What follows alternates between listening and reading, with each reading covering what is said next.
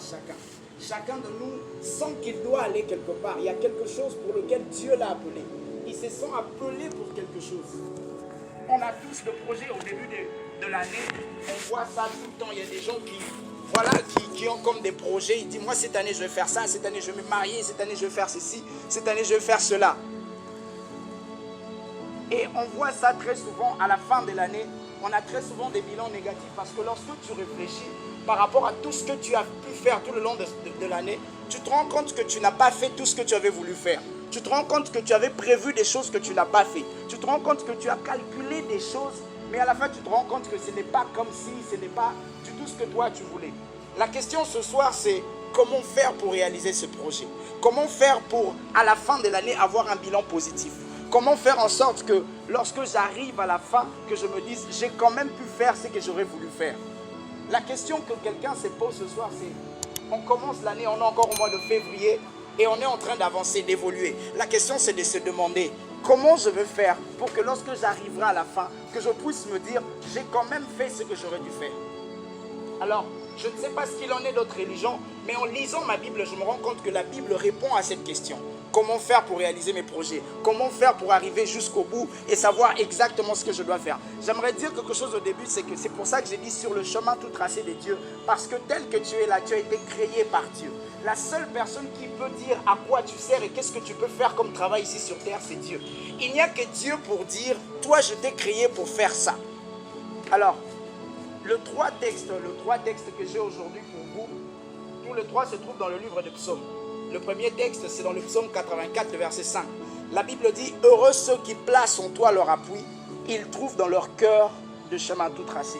Heureux ceux qui placent en Dieu leur appui, ils savent trouver dans leur cœur le chemin tout tracé. Je suis en train de dire à quelqu'un, la première des choses, lorsque tu veux avancer, évoluer avec un projet, la Bible dit, heureux ceux qui placent en lui leur appui. Ça veut dire que tu peux trouver un chemin tout tracé dans ton cœur, mais tu ne peux pas le trouver si tu n'as pas placé ta foi en Dieu. La première des choses que j'aimerais dire à quelqu'un, c'est que le plus important, ce n'est pas où tu veux aller, ce n'est pas quel genre de projet tu vas avoir. Le plus important, c'est avec qui tu veux aller pour avancer. Si tu n'as pas Dieu dans ta vie, si tu n'as pas Dieu avec toi, je t'assure que peu importe les résultats que tu pourras avoir, en réalité, tu as échoué. Si Dieu n'est pas la base, si Dieu n'est pas la source de tes projets, si Dieu n'est pas celui sur qui tu te reposes pour réaliser tes projets, alors sache que tes projets seront un échec. Tu échoueras dans tout ce que tu feras si tu ne le fais pas avec Dieu. Je sais que certains sont en train de me dire, mais ouais, il y a des gens qui ne prient pas et puis quand même qui ont beaucoup d'argent. Écoutez, je vais vous dire une chose. Il y a des gens qui ont réussi socialement leur vie et qui sont des véritables ratés spirituels. Ça veut dire que réussir sa vie n'a rien à voir avec ce qu'on voit spirituellement. Les gens, ils pensent que quand ils réussissent sa vie, il a voiture, maison, il s'est marié, c'est ça réussir la vie. Non. Pose-toi la question, le jour où Jésus revient, est-ce que tu penses que tu auras réussi ta vie? Réussir sa vie n'a rien à voir avec le fait d'avoir des maisons et des voitures. Réussir sa vie, c'est le fait de savoir que le jour où je mourrai, j'aurai un endroit où je serai et je serai calme. Le deuxième texte est dans les livres toujours de psaumes, le psaume 32, le verset 8. Ceux qui me connaissent savent que je répète tout le temps ces versets. Je t'instruirai et je te montrerai la voie que tu dois suivre. Je te conseillerai et j'aurai le regard sur toi. D'autres versions disent, j'aurai un regard constant sur toi. C'est Dieu lui-même qui parle. Il dit, moi-même je t'instruirai. Je te montrerai la voie que tu dois suivre. C'est comme s'il était en train de dire, c'est vrai que tu existes, mais tu ne sais pas du tout à quoi tu sers. Moi, je viendrai te dire à quoi tu sers. Quel est ton objectif? Pourquoi tu vis? Et si tu n'as pas Dieu avec toi, tu ne peux pas connaître ces choses. Dieu dit, je viendrai moi-même t'instruire, te montrer la voie que tu dois suivre. J'aime ce qu'il dit ensuite, il dit, je te conseillerai et je garderai un œil sur toi. Dieu lui-même deviendra ton conseiller pour chaque jour. Il ne dit pas que c'est quelque chose qu'il fera de temps en temps. Il dit tous les jours parce qu'il dit à la fin, je garderai le regard sur toi. Ça veut dire que tous les jours, je serai en train de t'observer pour savoir exactement ce que tu fais et savoir où te corriger. La question que je te pose, c'est sur qui tu te bases pour réaliser tes projets. Quand tu as commencé cette année, sur qui tu as placé ta foi pour dire, bon, oncle, on a vu qu'on peut s'en rendre comme ça dans un projet. Tu peux espérer sur l'oncle comme ça et puis te communiquer à 4 années à coup final. Tu vas faire quoi? Dieu dit, je suis là, moi je t'instruirai, je te montrerai la voie que tu dois suivre. Sur qui as-tu placé ta confiance? sur le chemin tout tracé de Dieu, nous avons besoin de Dieu pour savoir exactement qui nous sommes. À quoi nous sommes appelés. Si Dieu n'est pas là pour te dire ça, tu es totalement perdu. Il n'y a que Dieu pour te dire pourquoi il t'a créé. Écoutez, nous avons tous été créés pour répondre à un besoin. Chacun de nous, tous autant que nous sommes ici, nous avons été créés pour répondre à un besoin. Et ce besoin, il n'y a que Dieu pour le savoir. La Bible dit l'agneau de Dieu a été immolé avant la fondation du monde. Dieu sachant déjà ce qui allait se passer, il a immolé l'agneau avant la fondation du monde. Dieu sachant déjà ce qui allait se passer dans la vie de certaines personnes, il t'a créé toi pour que tu répondes à ses besoins. Dieu t'a créé toi parce qu'il savait qu'il y a des choses qui allaient arriver après. Dieu t'a créé toi parce qu'il savait que quelque part, il y aura un besoin pour lequel tu devras répondre. Alors, à quoi tu sers aujourd'hui? J'aimerais que quelqu'un se pose la question et dire pourquoi je vis, pourquoi je suis là. Et Dieu dit si tu te mets sur mon chemin, pas sur ton chemin. Un jour j'étais en train de prier, je disais à Dieu Seigneur merci pour les ministères que tu m'as donnés. Merci Seigneur pour tout ce que tu fais avec moi. Merci pour la vie que tu m'as donnée. Dieu m'a dit Christ, ce n'est pas ta vie, ce n'est pas ton ministère. C'est moi qui décide d'où tu vas et de ce que tu fais. C'est moi qui décide, donc ce n'est pas ton chemin, c'est mon chemin. J'aimerais que quelqu'un sache aujourd'hui, la vie que tu as aujourd'hui, le chemin que tu parcours aujourd'hui, ce n'est pas ton chemin. C'est le chemin de Dieu. Et j'aimerais vous dire une chose. Vous savez, il y a des gens qui disent, ouais, moi, je suis self-man-made, moi, je suis bougie, vous savez que cette histoire-là, en réalité, c'est faux. Il n'y a personne qui peut compter sur lui-même pour évoluer. Tous autant que nous avançons spirituellement, tu ne peux avancer qu'avec deux personnes. Soit tu es avec les diables, soit tu es avec Dieu. Un homme a dit, si tu n'as jamais rencontré le diable, fais très attention. Peut-être que tu marches déjà avec lui. Ça veut dire que tu ne peux pas occulter l'un d'eux. Si tu n'es pas dans un camp, c'est que tu es dans un autre.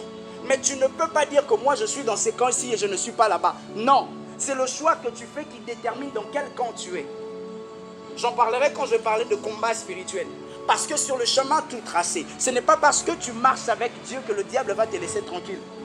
Parce que les gens pensent que j'ai donné ma vie à Jésus, c'est fini. Et je n'aime pas cet évangile d'où je peux vous dire une chose. Tu auras la paix parce que Dieu sera avec toi. Pas parce que tout est facile avec Dieu. Non. Lorsque tu marches avec Dieu, Dieu lui-même sait te protéger. Parce que le diable ne croisera pas les bras parce que tu marches avec Dieu. Le diable ne va pas te laisser tranquille vivre ta vie. Tranquillement. Non, ça passe pas.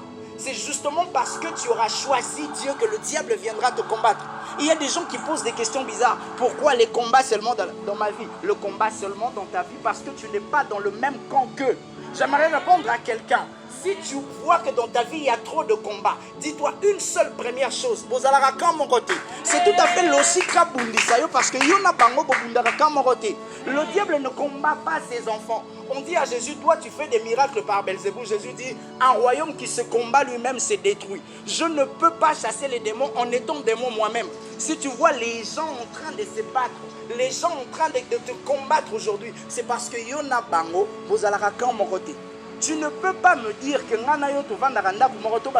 si on a les mêmes objectifs, on ne peut pas se battre. Le diable ne combat que les gens qui n'ont pas les mêmes objectifs que lui. Le diable ne peut combattre que quelqu'un qui ne suit pas le même parcours que lui. Pourquoi tu pleures quand tu es combattu? J'aimerais dire à quelqu'un, le combat dans la vie d'un enfant de Dieu, le combat sur le chemin tout tracé de Dieu est un élément normal. Que quelqu'un dise avec moi normal. Le combat est un élément normal. Lorsque tu es un enfant de Dieu, le combat c'est quelque chose de normal et de logique. Vous n'êtes pas dans le même camp. C'est tout à fait logique qu'il vienne tout le temps te combattre. C'est normal. Si le diable te combat, il ne faut pas pleurer. Mais j'aimerais dire quelque chose à quelqu'un. Il y a une bonne nouvelle pour toi. C'est que nous ne combattons pas pour vaincre. Nous combattons dans la victoire. Vous savez ce que ça veut dire? Ça veut dire que la victoire est une formalité pour moi. Lorsque je viens me battre, je viens déjà en ayant déjà gagné. Même l'adversaire qui est en face de moi, il sait que j'ai déjà gagné. L'adversaire qui est devant moi, il sait que le combat est déjà perdu d'avance. C'est pour ça que Dieu est surpris quand certaines personnes tombent dans les péchés. Vous savez, je dis toujours, celui qui tombe dans un péché comme un joueur qui a marqué contre son propre corps. Parce qu'à chaque fois que tu es tenté, Dieu est là, il dit Arokoyate, le diable il dit Arokoya, Arokoya, Arokoyate, Arokoya, Arokoyate. Quand tu pêches, c'est comme si tu marquais contre ton propre corps. Quand tu tombes dans un péché, c'est comme si tu as marqué toi-même contre ton propre corps. Parce que bato ba sepela baza bato akana yote. Mutu a sepela kana kokoya na yo, azaka moko na yote. Ce n'est pas quelqu'un qui t'aime. Si quelqu'un se réjouit du fait que tu tombes, du fait que tu pêches, c'est quelqu'un qui n'est pas dans le même camp que toi. Alors aujourd'hui, il faut que tu comprennes déjà ces choses. Donc je suis en train de dire, ce n'est pas parce que tu marches avec Dieu que les choses seront faciles pour toi.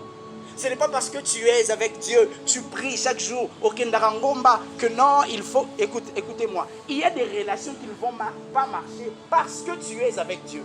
Et il y a même de travail qu'on ne te donnera pas parce que tu marches avec Dieu. Les gens pensent que non. Parce qu'il y a des entreprises où on ne prend pas les enfants de Dieu. Il y a un homme qui refusera de rester avec toi parce que tu es un enfant de Dieu. Parce que tu ne respectes pas les mêmes principes que lui. Et ça, il faut le savoir. Sur le chemin tout tracé de Dieu, il est important de savoir que les choses ne sont pas toujours faciles. Mais Dieu n'a pas dit que ce sera facile. Dieu a dit, j'aurai le regard sur toi. Dieu a dit, je serai toujours avec toi. Ça veut dire, il dit, j'aime ce verset, il dit, ils te combattront. Dieu n'a jamais dit qu'il n'y aura pas de combat.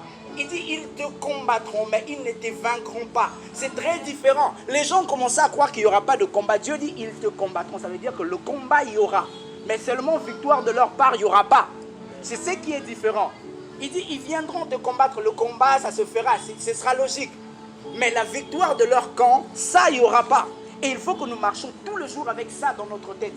Je peux tomber, je peux faillir, je suis humain. Il y a des choses, le diable, ça arrivera.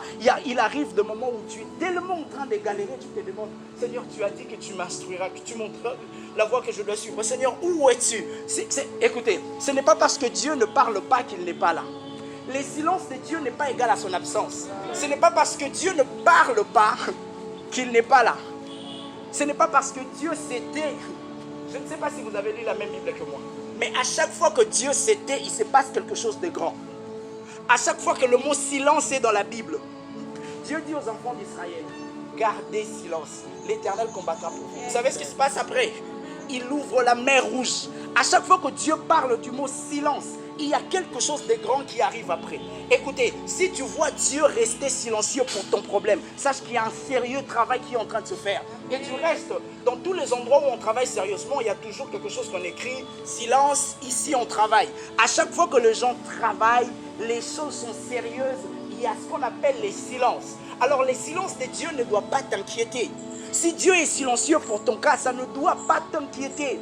À chaque fois que Dieu est silencieux pour ton cas, tu dois te dire c'est qu'il est vraiment en train de travailler. C'est qu'il est sérieusement en train de travailler. Dieu ne parle pas tout le temps.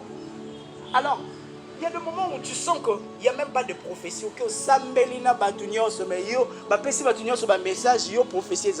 Vous savez, le problème avec les enfants de Dieu aujourd'hui, c'est qu'on est tellement devenus dépendants des prophéties. Et qu'on pense que Dieu, avant de faire, il est obligé de parler. Dieu n'est pas obligé de parler pour faire dans ta vie. La prophétie n'est pas une permission de Dieu pour savoir s'il va faire ou pas. Non. Dieu peut parler sur ta vie et commencer par sa vie.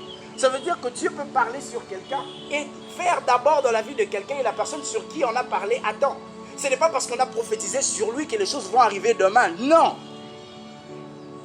Alors, arrêtons de dépendre des prophéties. Sur le chemin tout tracé, la vie ne sera pas facile. Les choses seront difficiles. Mais Dieu dit, je serai avec toi. Et nous devons garder cette parole. Du fait que Dieu sera avec nous. Le plus important, c'est de voir Dieu avec nous. Le plus important, c'est que Dieu soit là. Peu importe ce que les gens pourront dire, peu importe ce que les gens pourront faire. Je peux vous assurer, vous savez, il y aura des moments où il faudra faire des choix. La Bible le dit, que ceux qui placent en lui leur amour, ils trouvent dans leur cœur des chemins tout tracés. Il arrivera des moments où tu devras faire un choix. Et tout le monde est en train de choisir d'aller à gauche. Tu sens que à gauche c'est plus intéressant, mais Dieu te dit va à droite. Je peux vous dire une chose, si Dieu te dit de faire si tu es sûr que tu es avec toi, même quand tu as l'impression que tout le monde est en train de prendre une autre direction, prends cette direction. Si Dieu est avec toi, ça marchera.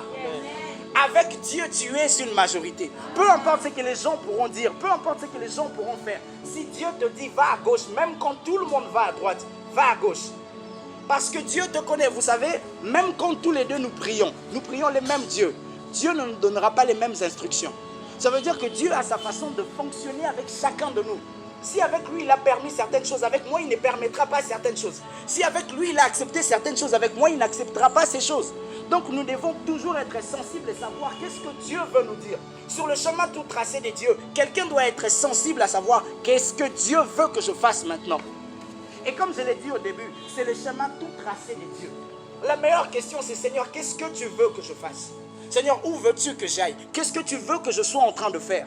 Avec qui tu veux que je travaille? Parce que c'est le chemin de Dieu. J'insiste, c'est le chemin de Dieu. Ta vie est le chemin de Dieu. Le jour où tu as donné ta vie à Jésus, tu as quitté ton chemin et tu es sur le chemin du Christ. Maintenant, c'est lui qui décide de tout. C'est lui qui dit quand est-ce que tu dois aller à gauche, quand est-ce que tu dois aller à droite. Et je sais que ce n'est pas facile. Je sais que c'est compliqué pour quelqu'un. Le dernier texte que j'avais, c'est dans le psaume 25, le verset 12, la Bible dit: quel est l'homme qui craint l'Éternel? L'Éternel lui montre le voie qu'il doit choisir. Quand tu crains l'Éternel, tu sais faire des bons choix. Ma soeur, toi qui pries pour les mariages et tu es là en train de prier, Seigneur, la Bible dit, en fait la condition elle est simple. Si tu crains l'Éternel, même inconsciemment tu feras des bons choix. Dieu n'a jamais dit que je lui montrerai des bons choix comme ça, non, il dit il fera des bons choix. Ça veut dire que c'est pas, je ne suis pas obligé de savoir que je suis en train de faire un bon choix. Mais je ferai des bons choix. Lorsque Dieu est à la base de tes choix, Dieu sait résoudre les problèmes. J'aime toujours cet exemple dans le livre de Genèse. Lorsqu'on parle d'Adam et Ève, vous savez, nous savons tout ce qui se passe dans Genèse 3. Ève apporte les fruits, Adam mange le fruit, il se passe tout ce qui se passe. Mais bizarrement, lorsqu'on arrive dans Genèse 4, le premier verset, la Bible dit: Adam connut Ève, sa femme. Moi, je vous dis sérieusement, une femme comme Ève, je ne la prends plus. Parce que c'est à cause d'Ève qu'Adam est détruit. Adam perd son travail, Adam perd sa relation avec Dieu. Comment ça se fait que dans Genèse 4, la Bible dit Adam connut Ève, sa femme? C'est toujours sa femme. Mais je vais vous dire une chose. Le problème d'Adam, lorsqu'il a mangé le fruit, c'était qu'il était nu. Et dans sa nudité, il s'est caché parce qu'il était nu. Dieu dit: Adam, où es-tu? Il dit: je suis nu. Il dit: ok, sors ici. Seigneur, je ne peux pas sortir parce que je suis nu. La Bible dit, c'est pas moi, c'est la Bible qui dit, Dieu leur fit des habits en peau d'animaux. La première fois, Dieu se transforme en tailleur pour faire des habits à quelqu'un. Pourquoi Dieu leur fait des habits en peau d'animaux? Vous savez, les gens disent toujours, c'est à cause de la femme que tu m'as donnée. C'est faux. Dieu a répondu au problème d'Adam parce que Adam lui a dit: c'est à cause de la femme que tu m'as donnée. Dieu s'est senti responsable. Je vais vous dire une chose. Si tu fais ton choix avec Dieu, Dieu sera toujours redevable envers toi. Parce que Dieu dira: c'est à cause de moi qu'il a cette personne à côté de lui. Donc à chaque fois qu'il y aura un problème, Dieu viendra résoudre ton problème. Si Dieu a résolu le problème d'Adam et Ève, il viendra aussi résoudre ton problème. À chaque fois que tu acceptes la personne que Dieu place à côté de toi, à chaque fois que tu fais ton choix avec Dieu, Dieu saura répondre de tous tes problèmes. Le problème d'Adam, c'était qu'il était nu. Adam n'avait pas d'autre problème. Mais lorsque Dieu vient, Dieu résout le problème. Pourquoi? Parce qu'Adam lui dit: c'est à cause de la femme que tu m'as donnée. Ce soir, j'aimerais vraiment dire à quelqu'un, quand tu voudras faire ton choix, fais-le avec Dieu. Je t'assure que les résultats seront bons. Vous savez pourquoi? Parce que dans tous les mariages, dans toutes les relations, il y a toujours des problèmes. Mais si tu as fait ton choix avec Dieu, Dieu viendra résoudre tes problèmes. Je peux même prendre un autre exemple d'un partenaire de travail. Si tu choisis tes partenaires de travail avec Dieu, si tu choisis les personnes avec qui tu veux travailler avec Dieu, Dieu viendra résoudre tes problèmes. Lorsque nous lisons dans le livre de Actes, la Bible dit: mettez-moi Paul et Barnabas pour l'œuvre qui leur a été demandée. C'est le Saint-Esprit qui demande. Mais lorsqu'on arrive dans Acte 15, la Bible dit: une violente dispute a eu lieu entre les deux. Ils se sont violemment disputés, les personnes que Dieu avait mis ensemble. Pourquoi ils se disputent? Parce que il y avait un gars là qui s'appelait Jean-Marc. Et Paul dit: je ne veux plus le prendre parce que lorsqu'on est arrivé là-bas, il nous a laissé tomber. Et Barnabas, lui il était toujours, on l'appelait, les commentateurs l'appelaient l'homme de la seconde chance. Parce que même quand Paul est venu, personne n'a cru en lui, si ce n'est lui. Et c'était encore Jean-Marc qui était là. Et il dit: on peut encore le reprendre. Paul dit: on ne prend pas, on le prend. Et la Bible dit: une violente dispute a eu lieu jusqu'à ce que chacun est parti de son côté. Les commentateurs disent: c'est à cause de ça qu'on n'a plus parlé de Barnabas après. Mais moi je pense que c'est parce que la personne qui racontait l'histoire est partie avec Paul. C'est pour ça qu'on a continué l'histoire de Paul plutôt que l'histoire de Barnabas. Mais qu'est-ce qui se passe après? Lorsque tu lis la Bible, Paul est en train de parler de Jean-Marc, la même personne pour qui Paul ne voulait même plus qu'il le suive. Paul dit, ramenez-moi Jean-Marc, il est utile pour les ministères. Paul, depuis quand il est devenu utile pour les ministères? Lorsque Dieu place des personnes à côté de toi, Dieu sait résoudre vos problèmes. Dieu lui-même sait arranger les conflits qu'il y aura entre vous. Si c'est Dieu qui a placé cette personne à côté de toi, bonsoir Nanabino, Dieu va arranger. Si c'est Dieu qui a placé cette personne, mais il faut que tu le fasses avec Dieu. Tu ne peux pas faire ton choix tout seul. Il faut que tu le fasses avec Dieu. Tes amis, tu les choisis comment? Parce que tu es sur ce chemin tout tracé. Il y a des amis qui vont venir. Il y a, je ne sais pas moi, tous les genres de personnes qui viendront. La question, c'est comment tu les choisis, tes amis. Plus ils sont riches, plus ce sont tes amis. Plus ils sont jolis, plus ce sont tes amis. Comment tu les choisis? Mais les personnes que Dieu place à côté de toi. Vous savez, il y a des gens que Dieu place à côté de nous obligatoirement. On ne les choisit pas, c'est la famille. C'est les parents. Ça veut dire que Dieu t'impose une famille que même toi, tu n'as pas choisie. Mais si Dieu a placé ces gens à côté de toi, ce n'est pas pour qu'un avant bandoki. Et même si ce sont des sorciers. Si Dieu les a placés à côté de toi, c'est pour un but. Dieu sait. Qui sait si c'est à toi de l'emmener au Seigneur? Qui sait si c'est à toi de l'aider à croire en Jésus-Christ? Et comment toi tu peux chasser cette personne et dire Adarando qui c'est un membre de ta famille? Ce n'est pas en vain que Dieu a voulu qu'il soit à côté de toi. Si Dieu a fait ce choix pour toi, c'est parce que Dieu savait, je l'ai dit au début, tu as été créé pour répondre à un besoin. Et si le besoin pour lequel tu as été créé, c'est convertir les membres de ta famille, est-ce que tu le sais? Sur le chemin tout tracé de Dieu, nous devons faire nos choix avec Dieu. Même quand les choses deviennent difficiles, même quand les choses deviennent compliquées, même quand les combats prennent une ampleur que tu n'arrives même plus à expliquer. Quand tu regardes le combat de ta vie, tu dis Nzambe,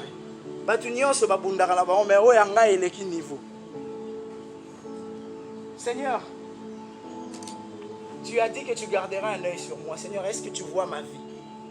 Je ne sais pas vous, moi j'ai déjà fait cette prière-là. Seigneur, tu as dit que tu auras un regard sur moi. Est-ce que tu vois ce que je vis? Mais je le dis déjà. Le combat dans la vie d'un enfant de Dieu, c'est un événement normal. Vous savez, c'est comme un médicament. Il y a des médicaments, il y a même, on écrit ça à côté, effet secondaire. Il y a des médicaments, quand tu les prends, tu dors beaucoup. Quand tu vas voir les médecins, tu dis, mais ces médicaments, depuis que je les prends, je dors beaucoup. Ce n'est pas ce qui va inquiéter les médecins. Ils disent, ok, c'est normal, le but, c'est juste que ça te soigne. Peu importe, même si tu dors beaucoup. Et bien, c'est la même chose quand tu vas dire à Dieu que tu as trop de combats. Dieu dira, bah, tant pis, de toutes les façons, ça va t'affermir. Le combat nous a fermis. Plus tu es combattu, plus tu deviens fort. Pourquoi vous pensez que Dieu laisse le combat dans nos vies? Parce que Dieu sait que c'est le seul moyen. Écoutez, il y a des gens, pour s'amener là, il faut qu'un homme qui côté la poche. Dieu sait que pour s'amener là, il faut finir bien. Il sait que ça va t'emmener à prier. Il y a des gens pour qui prient, il faut finir qui ont boutou. Et puis tu vas, Nzambe, otiki va finir qui ont batiki va finir qui ont pas volé le sambela quitté. Il fallait pas finir qui ont pour sambela. Parfois Dieu a besoin de toi à côté de lui. Dit qu'est-ce que je peux faire pour l'attirer à côté de moi? Quand tu te réveilles, Shada maman Nzambe, beaucoup que Dieu dit ah ok il est venu, ok ça va, j'avais besoin de lui. Et c'est là que Dieu commence à te parler. Dieu sait qu'il a besoin de toi. Dieu te veut à ses côtés. Mais parfois il est obligé d'utiliser certains moyens pour t'attirer à lui. Alors quelqu'un ce soir, est-il prêt à marcher sur ce chemin? Ce n'est pas un chemin facile. Ce n'est pas un chemin facile. Le chemin de Dieu n'est pas un chemin facile.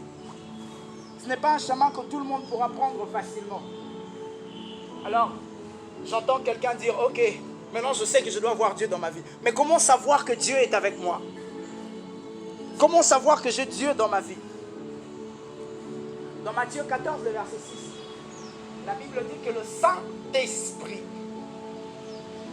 est là pour nous rappeler. Le Saint-Esprit est une alarme que Dieu place au-dedans de toi pour sonner à chaque fois que tu seras en train de sortir de ton chemin. Le Saint-Esprit est une alarme que Dieu place à côté de toi pour te rappeler que là, ça ne va pas. Vous voulez savoir comment savoir que tu as Dieu avec toi? Ne regarde pas ce que tu possèdes, ne regarde pas ce que tu as. Regarde ce que tu deviens chaque jour. Nous avons tous été appelés tout le jour à devenir comme Christ. C'est ça notre parcours, c'est ça le processus de tous les jours, devenir comme Christ chaque jour. Regarde-toi, qu'est-ce que tu es en train de devenir? Regarde ta vie aujourd'hui. Tu es en train de devenir comme Christ ou tu es en train de devenir pire que ce que tu étais avant?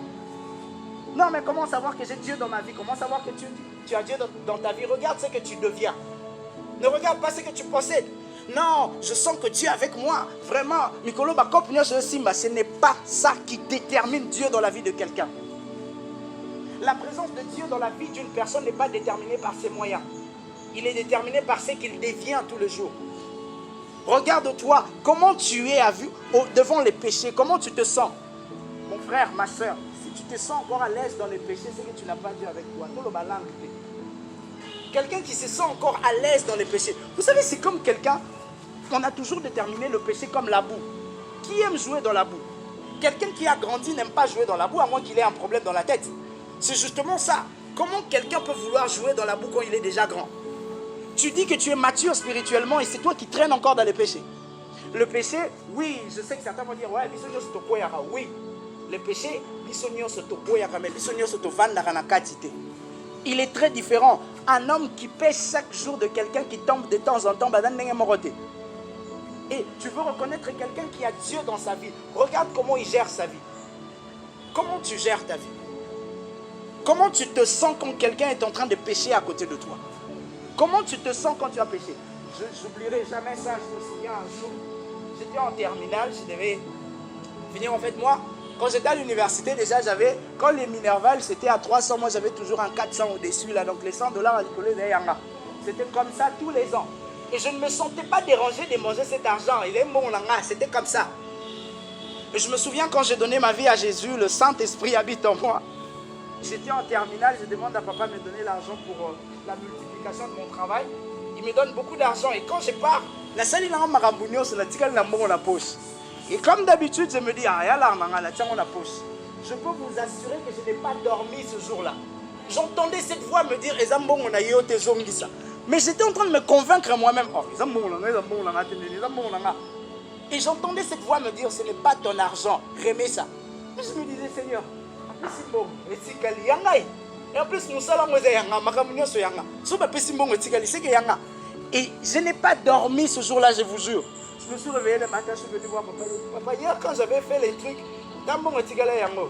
vous savez, quand j'ai fait ça, j'ai senti que dans mon cœur, c'était comme le roi Moutaouti Banda na Samoya Meima et Malili. Vous savez comment ça fait? J'ai vraiment ressenti comme une paix au-dedans de moi. Et à chaque fois que vous êtes en train de sortir de votre chemin, c'est ce que vous allez ressentir au-dedans de vous. Vous vous sentirez comme quelqu'un qui est mal à l'aise. Un jour, je veux voir un ami, il me dit, viens, on va aller voir quelqu'un ici. Dès qu'on sort, je ne savais pas que Tobano qui est là-bas, Moutonga Vandene là-bas.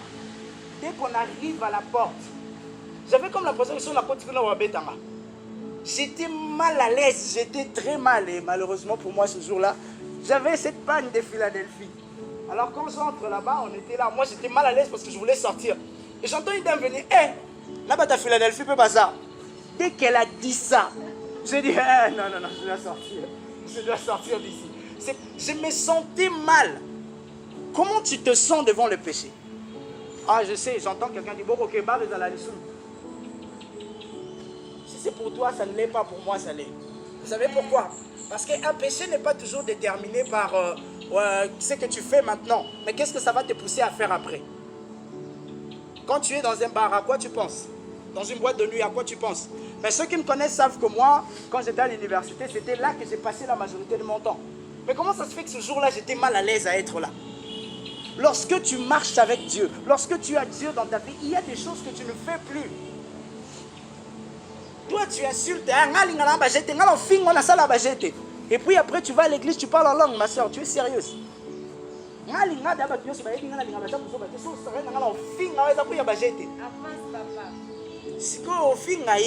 Vraiment, ton Saint-Esprit qui est au-dedans de toi, il te laisse qu'au fin. Tu te sens même pas. C'est vrai que ça peut arriver d'insulter quelqu'un. Mais après, tu te sens comment? Tu te sens même pas mal après. Tu es à l'aise, tu es bon. Non, il y a un problème. Il y a un problème dans ta conversion. Ceux qui disent les filles en bateau, quand on peut monter ma pasité, ou les arabes en bateau, quand monter ma pasité, tu parles en langue, et est-ce qu'on a continué à monter ma note? Parce que si l'Esprit de Dieu est en toi, tu ne peux pas vivre ces choses et rester à l'aise. Vous voulez savoir quelqu'un qui a le Saint-Esprit en lui? Regardez ce qu'il fait. Regardez ce qu'il devient chaque jour. Et si tout le jour tu es de plus en plus Christ et de moins en moins toi, là tu as Dieu avec toi. Tout le jour tu dois avancer, évoluer. C'est pour ça que nous sommes sur ce chemin, pour être de plus en plus lui et de moins en moins nous. C'est pour ça que nous avançons là. C'est pour ça que nous sommes en train d'évoluer, parce que Dieu veut nous voir être de plus en plus lui. Qu'est-ce que tu deviens? Pose-toi la question, qu'est-ce que tu es en train de devenir? Si le péché n'est pas devenu quelque chose d'insupportable pour toi, qu'est-ce que tu es en train de devenir? Qu'est-ce que tu es en train de devenir? Et je sais, quelqu'un va dire, ouais, c'est pas facile. Toi, tu penses que marcher sur le chemin là, c'est pas facile. Dieu dit qu'il gardera un œil sur toi. C'est pas seulement pour t'observer, pas seulement pour te regarder. Si Dieu sera en train de t'observer, parce qu'il voudra te soutenir tout le long de ce parcours. Si Dieu dit qu'il sera avec toi, c'est parce qu'il voudra te tenir de sa main tout le long de ce parcours. Dieu veut te soutenir, Dieu veut avancer avec toi. Mais il faut que tu fasses le premier pas. Il faut que tu fasses le premier pas. Et le premier pas, c'est quoi? C'est recevoir Jésus-Christ dans son cœur. C'est d'avoir Jésus dans ton cœur. L'année a commencé. Regarde-toi jusqu'à maintenant. Est-ce que tu as Dieu avec toi? Regarde ce qu'a été l'année 2020. Et il y a tellement de choses, tellement de choses. Tu as des plans, des projets, tout ce que... La question que je veux te poser, c'est les plans que tu as, les projets que tu as, ce sont les projets de Dieu ou tes projets? Vous savez pourquoi certaines choses ne se réalisent pas? Parce que lorsque Dieu te regarde, il dit, c'est pas ce que j'ai prévu pour lui cette année. Et toi, tu es en train de te battre, gêner là. Je me souviens une fois, tu m'as dit, Christ, tu pourras gêner pour ça. Ou la libatala. Je ne suis pas dedans. Je dis, mais tu n'es pas dedans, motivé. Ce n'est pas parce que tu es motivé dans quelque chose que Dieu est dedans. Pose-lui d'abord la question. Seigneur, qu'est-ce que tu penses de ça? Est-ce que tu penses que je serai bon dans ça? Parce que c'est Dieu qui t'a créé. Il est le seul à savoir pourquoi il t'a créé. La seule personne qui peut répondre à cette question, Seigneur, est-ce que je peux faire ce travail ou pas? C'est Dieu. Sur le chemin tout tracé de Dieu, nous avons tous été appelés à faire quelque chose. Mais cette chose que tu dois faire, il n'y a que Dieu qui peut te le dire. Un jour, je suivais le témoignage d'une dame. Vous savez, ces gens qui partent en enfer et qui rentrent. Il dit, pendant qu'elle était en enfer, elle était avec un ange. Il voit des hommes avec des Bibles. Alors elle demande à l'ange, il dit, mais pourquoi ces gens ont des Bibles? Il dit, ce sont des personnes qui sont autoproclamées eux-mêmes pasteurs. Dieu ne les a pas appelés à ça. J'aimerais dire à quelqu'un, lorsqu'on te dit, ma soeur, tu vas épouser un homme de Dieu. Un homme de Dieu, ce n'est pas forcément quelqu'un qui prie beaucoup, quelqu'un qui prêche comme moi. Un homme de Dieu, ça peut être quelqu'un qui travaille dans un bureau. S'il travaille pour la gloire de Dieu, c'est un homme de Dieu. Servir Dieu n'a rien à voir avec travailler dans le ministère. Non. Et ça, il faut le savoir. Écoutez, il y a quelqu'un aujourd'hui que Dieu appelle à travailler pour sa gloire. Écoutez, tout travail que tu fais dans la vie n'a que deux objectifs. Premièrement, la gloire de Dieu. Deuxièmement, répondre aux besoins de l'homme. Et si ce que tu fais comme travail ne répond pas à la gloire de Dieu, pourquoi les gens pensent que la vie, il faut se battre? Ceux qui se battent dans la vie, c'est ceux-là qui souffrent. Vous allez voir des gens qui sont à l'aise, peinards, à l'air à chaque jour, à Bundarawat. Les gens qui ont cette mentalité-là, l'homme doit se battre chaque jour. Tu vas commencer à te battre, tu vas souffrir dans ta vie. Je vous dis vrai. Dieu ne t'a pas créé pour que tu passes ta vie à chercher l'argent. Non. Dieu t'a créé pour sa gloire à lui d'abord, avant toute chose. Qu'est-ce que tu fais aujourd'hui? Dieu t'a créé d'abord pour sa gloire. Est-ce que tu sais pourquoi Dieu t'a créé? Regarde-toi toi-même, pose-toi la question. Est-ce que tu sais pourquoi tu existes? La société nous a appris qu'il faut étudier, finir ses études et aller chercher du travail. Chercher du travail, c'est une bonne chose. Mais il y a des gens qui ont été appelés à ça. Il y a des gens qui sont appelés à faire autre chose. Et vous savez pourquoi le travail est difficile ici? C'est parce que tout le monde veut faire la même chose. Les gens disent, ouais, n'importe facile, parce que les gens ont compris qu'on n'est pas tous appelés à faire la même chose. Il y a des gens qui sont en train de créer leurs entreprises. Ici, les gens, ils ne veulent pas créer leurs entreprises. Ils sont tous en train de se disputer les entreprises de l'État qui se trouvent en ville. Non. Si nous sommes tous en train de faire la même chose, si servir Dieu veut seulement dire prêcher, prier beaucoup, alors c'est que Betsaleel n'a pas servi Dieu. La Bible dit, Dieu est en train de parler, dit Jéhovah Betsaleel pour l'œuvre de main. C'était un menuisier, un charpentier, je ne sais pas. Mais il servait Dieu dans ce qu'il faisait. Nous n'avons pas tous été appelés à faire la même chose, mais nous avons tous été appelés. On n'a pas tous été appelés à faire la même chose, mais nous avons tous été appelés. Chacun de nous a été one dans son domaine. Et si tu ne connais pas ton domaine, dis-moi comment tu vas faire ça. Les gens, ils sont en train de transpirer pour prier, pendant que tu es en train de prier dans une mauvaise direction. Pose-toi la question ce soir. Seigneur, pourquoi tu m'as créé? Sur le chemin tout tracé de Dieu, il est important de savoir pourquoi on existe. Je suis sur ce chemin, pourquoi? Est-ce que moi aussi je suis appelé à prêcher comme lui? Est-ce que moi aussi, j'étais en train de le dire, il y a des gens qui ont été créés pour travailler dans des bureaux, être des menuisiers, être des charpentiers. Il y a des gens qui ont été créés pour ça. Si tu es dans ton domaine, tu vas exceller. Toutes les personnes qui sont devenues riches ne travaillent pas dans des bureaux. Toutes les personnes qui sont riches aujourd'hui, ce n'est pas des gens qui ont fini leurs études. Je ne suis pas en train d'encourager quelqu'un à rester ses études. Mais je suis seulement en train de dire, prie pour que Dieu te dise dans quoi tu as été appelé. C'est super important. Et c'est très important pour quelqu'un ici. Ce soir, Dieu me dit de dire à quelqu'un, il est temps que tu commences à prier pour savoir qu'est-ce que Dieu veut exactement que tu fasses.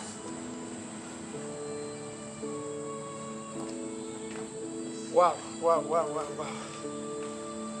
Je ne sais pas qui, mais Dieu est en train de me parler de quelqu'un qui est en train de se battre encore avec ses études. C'est ça ou c'est pas ça, c'est ça ou c'est pas ça. Dieu m'a dit de te dire, prends encore le temps de prier. Moi, je ne te dirai pas ce que tu dois faire comme étude, mais Dieu placera dans ton cœur, comme la Bible le dit, ce chemin tout tracé, il le placera dans ton cœur. Et tu sauras exactement ce que tu dois faire. Il y a quelqu'un ici qui est encore en train de se battre pour savoir si c'est vraiment les études que tu dois faire ou pas. Le chemin tout tracé de Dieu n'est pas facile. Le chemin tout tracé de Dieu n'est pas facile. Mais nous devons avancer. Nous devons aller de l'avant. Peu importe les obstacles, le diable sera toujours là. Mais ça ne veut pas dire que tu dois t'arrêter là parce que le diable est là. Non. Ça ne veut pas dire que je dois m'arrêter ici parce que le diable est là. Il faut avancer. Et il y a des gens qui te diront, ah, yo, lingo sala biloko ala Kinshasa kote simba na ngote. Sikona ebisi bino ke ngana koza muta liboso osimbisa ngote na Kinshasa. Qui vous a dit que je ne pourrais pas être la première personne qui a osimbisa ngote na Kinshasa? Yo lingo sala babiloko eza babiloko mindele biso pa biso biloko ezala ate.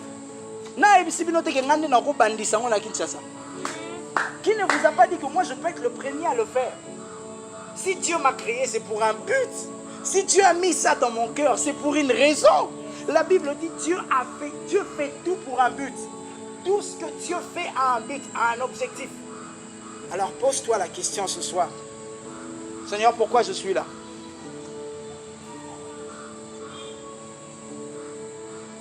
Dieu ne te laissera jamais tomber. Mais il faut que toi tu acceptes d'avancer. Dieu ne va jamais t'abandonner. Mais il dit, il faut que toi tu avances. Un jour, j'ai prié avec un frère et j'ai eu une vision. Et dans cette vision, il était comme devant la porte d'un supermarché. Vous connaissez les portes là qui s'ouvrent dès que tu avances. Et lui, il était là, il restait debout, il n'avançait pas et la porte ne s'ouvrait pas. Et quand on lui demandait pourquoi tu n'avances pas, il dit, il y a une porte devant moi. Or qu'il lui suffisait de faire un pas pour que la porte s'ouvre. Et ce soir, il y a la vie de beaucoup de gens qui sont comme ça. Dieu n'attend que tu fasses un seul pas pour que les obstacles qui sont devant toi puissent tomber. Mais toi, tu es là, Dieu dit, il y a quelqu'un qui doit avancer aujourd'hui. Dieu veut parler à quelqu'un aujourd'hui pour dire, tu es déjà sur le chemin tout tracé. Maintenant, il faut que tu avances. C'est vrai que les choses ne sont pas faciles. C'est vrai que ces choses sont compliquées. C'est vrai que le diable s'acharne sur toi. Mais il dit, il faut que tu avances. Tu ne peux pas rester là. Tu ne peux pas faire du surplace. Dieu veut que tu sois en train d'avancer. Il sait que ce n'est pas facile. Il sait que c'est difficile. Dieu sait même que Zola la Banzala. Dieu est au courant de ça. Mais Dieu dit, il veut que tu sois en train d'avancer. Dieu veut parler à quelqu'un ce soir pour dire, je veux que tu avances. Les gens te diront que ça ne marche pas, avance. Les gens te diront qu'ici à Kinshasa, ces choses ne fonctionnent pas, avance. Mais peu importe ce que les gens pourront te dire, Dieu veut que ce soir, tu sois en train d'avancer. Et avancer, ce n'est pas croiser ses bras. Qu'est-ce que tu fais déjà? Seigneur, depuis que j'ai commencé ce ministère, et si Dieu dit avance.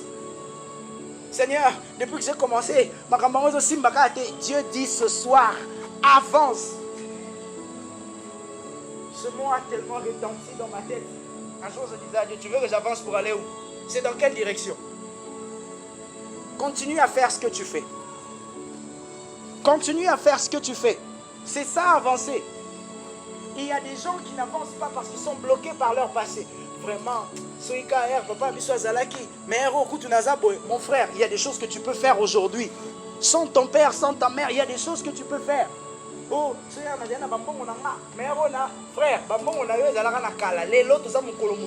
est-ce que tu peux avancer? Il y a des gens qui sont bloqués par leur futur parce qu'ils ont peur de ce qu'ils vont voir devant. Si tu as peur de ce que tu vas voir devant, les choses qui sont gardées pour toi là-bas devant, tu ne le verras pas non plus. Il y a des choses devant toi. Il y a des choses qui ont été préparées pour toi là-bas devant. Mais si tu n'avances pas, si tu ne vas pas de l'avant, tu ne verras jamais ces choses. Un jour, j'étais en train de prier. Ceux qui savent, j'ai prié en marchant, moi. Et Dieu m'a dit, Christ, tu vois ce chemin? Quand tu es en train d'avancer, si tu n'arrives pas jusqu'au bout, tu ne verras jamais la voiture qui est là-bas devant. C'est exactement ça le chemin tout tracé. Si tu ne continues pas d'avancer, tu ne verras jamais les promesses que Dieu a faites pour toi dans ta vie. Il y a des choses que tu vas vivre dans ta vie seulement si tu continues d'évoluer. Il t'a quitté, c'est bon, c'est la vie, maintenant continue d'avancer. Elle t'a dit non, bah ouais, c'est bon, c'est la vie, maintenant continue d'avancer. Tu as fait des plans qui n'ont pas marché, c'est bon, merci. Maintenant, on avance. Dieu attend que quelqu'un reprend les pas qu'il était en train de faire. Il dit, je suis là, je veux moi-même prendre soin de toi. Je t'assure que ça va marcher. Ce soir, Dieu m'a envoyé parler à quelqu'un. Je sais que c'est difficile. Je sais que tu n'as même plus envie d'avancer. Mais Dieu me dit de te dire, sur le chemin tout tracé, ce que tu ressens est tout à fait normal. Sur le chemin tout tracé, cette envie que tu as d'abandonner, c'est tout à fait logique. C'est le diable qui te pousse à le faire. Mais il dit, lui, il vient te dire, avance. Le diable aura pour mission de te décourager. Moi, Dieu m'envoie pour t'encourager. Le diable viendra toujours te dire que voilà, c'est fini, c'est fini.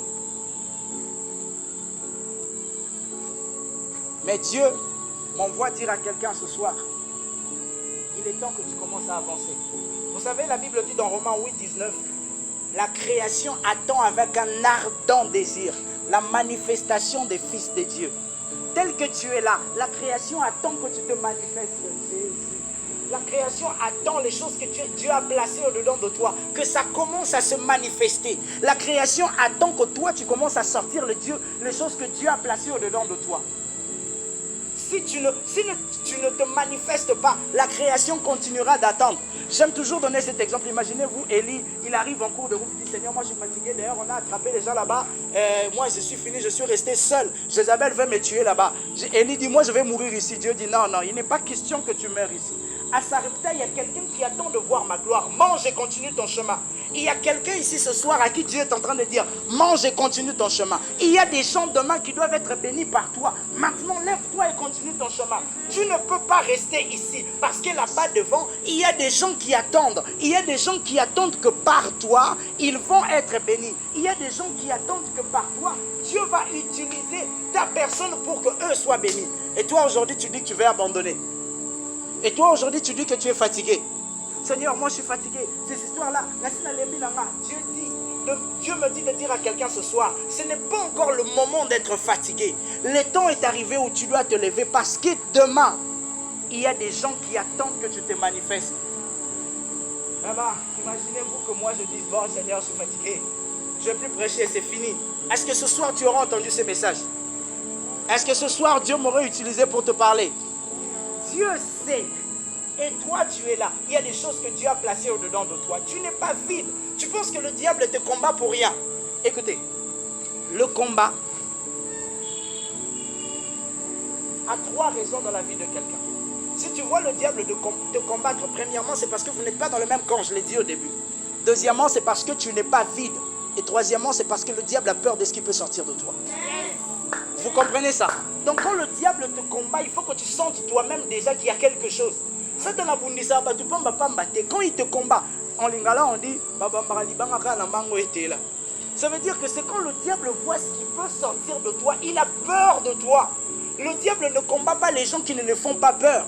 Moi je suis étonné, choqué, quelqu'un comme Goliath, lorsqu'on parle de lui, on parle de ce qu'il a déjà fait. Comment il peut se battre avec un enfant comme David? David est un enfant. Mais Goliath, un homme de guerre, il a beaucoup d'expérience, il accepte de se battre avec David. Vous savez pourquoi? Parce qu'avant tout le monde, Goliath a vu ce qu'il y avait en David. Lorsqu'il est en train de parler, le combat de David et Goliath a commencé dans le spirituel. Goliath lui dit, toi aujourd'hui, je donnerai ta chair. Il dit tout ce qu'il devait dire. David lui dit la même chose. Le combat de David et Goliath a commencé par la parole, avant qu'ils se touchent. Avant que quoi que ce soit ne se passe. Goliath a déjà vu que ça, ce n'était pas n'importe qui. Si tu vois le diable te combattre, tu vois le gens venir te placer les bâtons dans le roue, c'est qu'ils savent ce qui peut sortir de toi. C'est pour ça que le diable les pousse à te combattre. Alors toi, tu veux laisser ça. Écoutez, un homme a dit, les cimetières, c'est les lieux les plus riches du monde. Vous savez pourquoi? Parce que c'est là qu'on trouve les projets non accomplis. C'est parce que c'est là qu'on trouve des destinées qui n'ont jamais été réalisées. Je ne veux pas que l'on trouve ma destinée au cimetière. Je ne veux pas qu'un jour, les gens viennent et disent hey, je ne veux pas de ça. Le jour où je quitterai cette terre, je veux que le diable regrette ma mort. Parce qu'il dira, il a sorti tout ce qu'il avait. Il n'y a plus rien en lui. Je veux que le jour où je mourrai, que je laisse tous.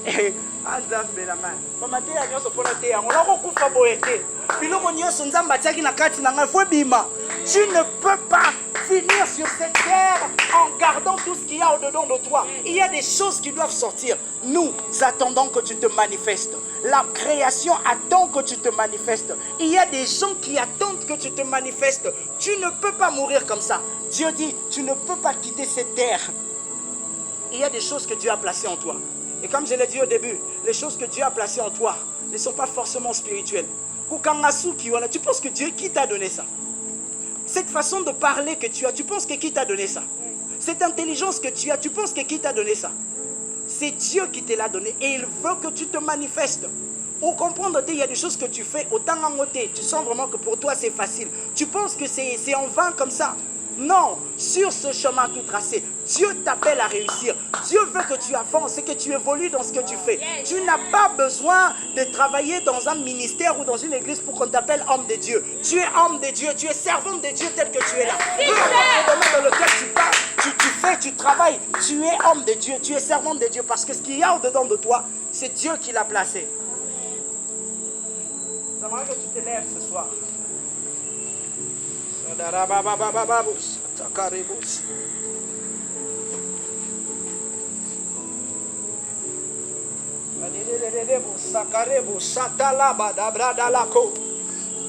J'aimerais que tu pries, que tu dises à Dieu, Seigneur.